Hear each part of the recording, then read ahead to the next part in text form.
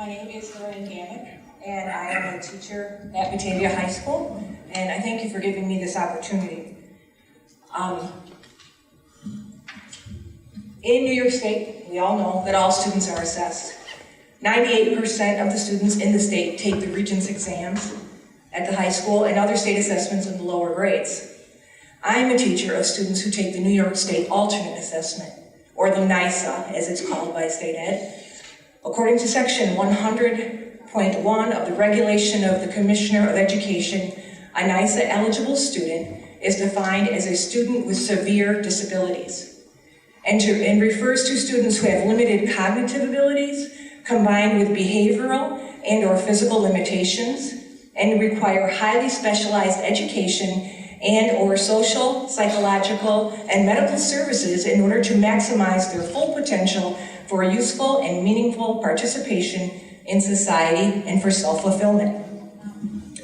Students with severe disabilities may experience severe speech, language, and or perceptual cognitive impairments and challenging behaviors that interfere with learning and socialization opportunities.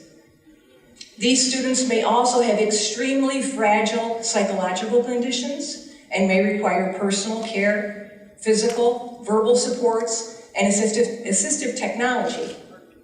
Approximately 1 to 2% of the students in the state fall into this category. So it's a very small group of people. The students in this category that are able to have a career could be in jobs similar to the cart person at your grocery store, or they would be employed at the ARC in the workshop, or in a daycare facility like we have in Elba, New York. I can't say it strongly enough. Our severely handicapped students are being excessively assessed. This year, the NYSA is aligned to the Common Core state standards in English and math. In the 2013-14 school year, a high school age student, severely handicapped, will take 28 state assessments. They will do 14 baseline assessments and 14 post-assessments. And they are as follows. In English, they will do 10 assessments. In math, they will do 10 assessments. In science, they will do 4 assessments. And in social studies, they will do 4 assessments. These assessments are starting in grade 3, and they are assessed yearly until grade 8. When they reach high school, they are assessed once in their high school career, and that is in the year that they turn 18.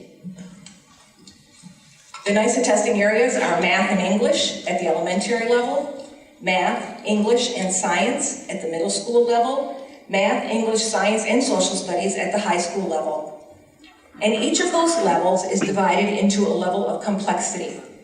So, for example, high school math, I have the less complex level, the middle complex level, and the more complex level, depending on a student's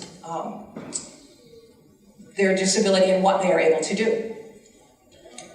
One of the issues that we are facing this year is, and when I came back to my principal and talked about this, they were like, no, this can't be. We have to create the assessments.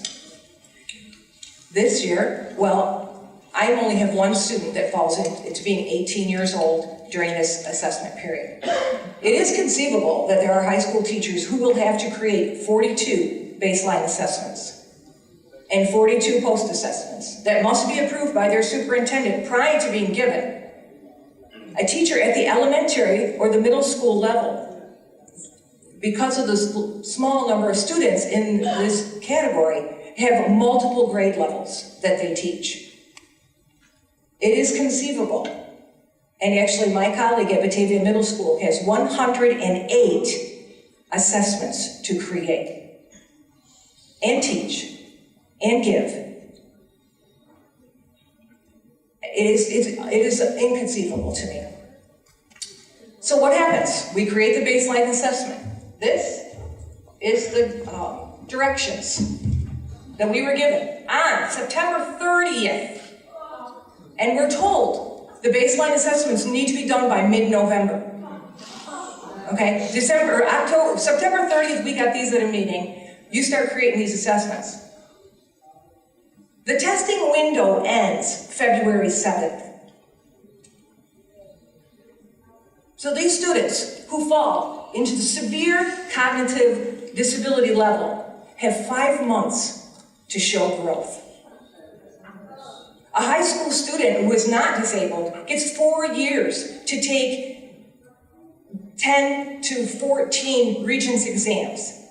My students have 28 exams to do in 5 months and show growth. This is ludicrous. It is absolutely ludicrous. When the students, I create the baseline assessment, they have to get a 74 or lower. If they score higher than a 74, it is an invalid assessment and I can't use it. I spent 8 hours creating 5 assessments, of which my student got between a 75 and a 79. None of those assessments are usable. I can't report them. These are reported through Measured Progress. It's an online reporting. You can't even enter them in. They won't allow you to enter a score lower than a 74. I wasn't able to use them. I have to go to a higher level of complexity. In the past, we've always done, this is my 7th year teaching this group of students, and we've always done state assessments. In the 3 levels of complexity, you had the student will recognize a sentence. And the middle complexity was the student will recognize a sentence with capitalization error. And then the highest level, the student will recognize a sentence with capitalization and punctuation errors. This year, there is no connection between the 3 levels of complexity. What is the lowest level has nothing to do with what the middle level is, has nothing to do with what the highest level is.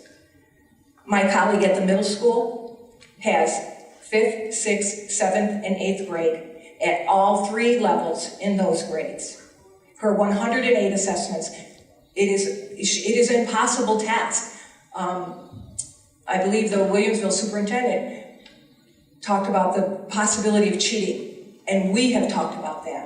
When you have this many assessments to do in a 5-month period, and you have students at every one of those levels of complexity, and every one of them is different, how are you supposed to teach this? The baseline assessment is given. You are not supposed to give the post-assessment for at least 15 school days. That can stretch out 1 extension. There are 5 extensions in English. There are 5 extensions in math to be given. 1 extension, the teacher would have to teach it for the 5th grade in 3 different levels, for the 6th grade in 3 different levels, 7th grade 3 different levels, 8th grade 3 different levels, get all that done. That's just 1. It's just 1. You've got the next extension and all those levels, and the next one, and the next one, and the next one. It's just inconceivable that this can happen. What else has to happen during all of this? They have emotional outbursts. They have physical outbursts. You're attacked, you're bitten, you're kicked, you're spit on. They have OT, PT, speech, counseling, art therapy, physical therapy, adaptive physical education. All those are happening at the same time. This is impossible to do. Some of the high school students, due to their severe disabilities, are developmentally at 1 to 3 months age. This year, and I quote, we are being asked to create an equation and/or an inequality based on a given situation. This is the lowest level at the high school level that I am allowed to assess. There are 4 more areas to be assessed. The student will complete a function table, f of x such that x is blah, blah, blah. Remember, students at the developmental level of 1 to 3 months are asked to do this. The student will identify a geometric shape and/or concept on the coordinate grid. The student will identify the median and/or outlier on a box and whisker plot. The student will determine the appropriate measurement tool for a real-world situation. In English, the student will recognize an emotion and a qualifier in an informational text. I have a master's degree in literacy, and I didn't know what a qualifier was. I went to the AP English teacher and said, I'm feeling really, really stupid. What's a qualifier for an emotion? And he couldn't tell me.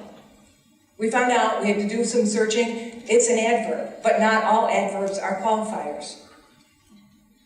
Okay, we won't do that one, we'll go on.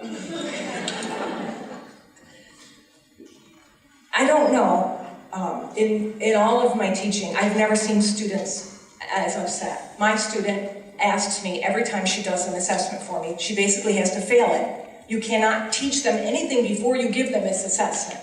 So recognizing a geometric shape on the coordinate grid, I hand her a coordinate grid with a square on it. She has to compute the perimeter. I can't tell her what that means. And she looks at me and she says, I don't know what to do. I said, honey, you just do your best. What do you think this might mean? Do your best. And then we can have some ice cream. So she hands me back her paper. We had 4 pages, 1 coordinate grid on each page, and on the first page, she just repeated my square in all 4 quadrants. And on the next page, her square turned into a little door. And on the next page, it was a set of steps going up to the little door. And on the last page, it was a castle with a moat and a little princess. She's supposed to be doing the perimeter. And she comes to me and she says, Mrs. Gammack, did I pass? Did I do okay? I told her, honey, you did just what I needed you to do. She got a 0. That's what I can use this assessment now. She has a difficult time with one-to-one correspondence, row counting, count the squares, 1, 2, 3, 4. It's a very difficult time with that. But she's supposed to be computing the perimeter.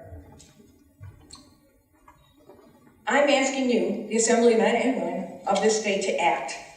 I'm not opposed to challenging my students to be as independent as possible. I do it every day in my classroom.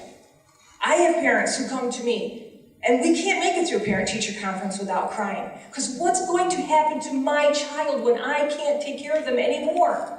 When I die, who is going to take care of them? Who is going to watch out for them? They will be living with me forever.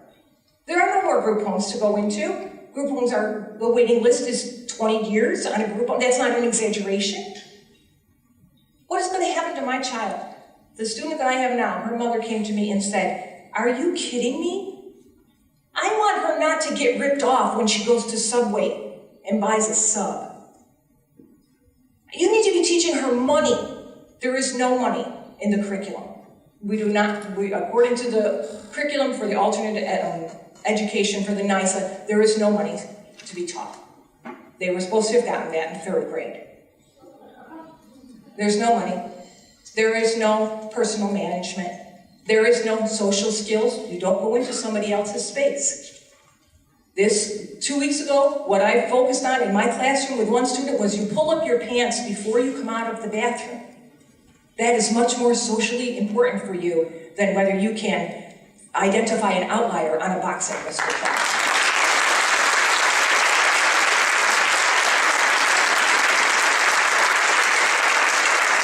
The anxiety over these testing for my students and for my colleagues is crippling.